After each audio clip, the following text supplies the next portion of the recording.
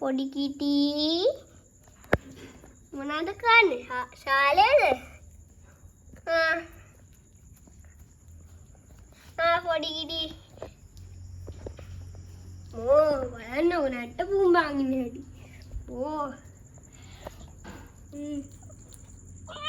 හරි වයින් එපා ඉතින්. කොපෙන්නන්න මට.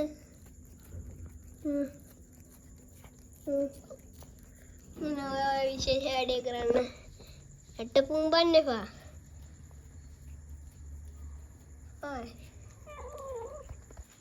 බයින්න එපා.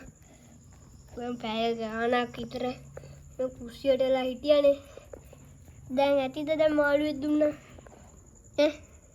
තව මාළුවෙක් ඕනිද? එහෙමයි.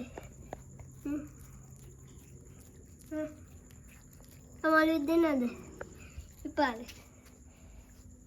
අපෝ බලන්න ඉතින්. පැත්තකට වෙන්න.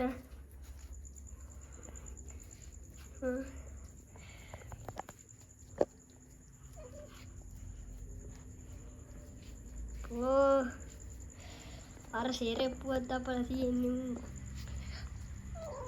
කෑමෝනි කිය. දැන් මාළුවා දුන්නේ මම හරිද? අපේ අම්මටත් අරින් දුන්නේ ඔය මාළුවා. දැන් මට බයින්න එන්න එපා. හරි.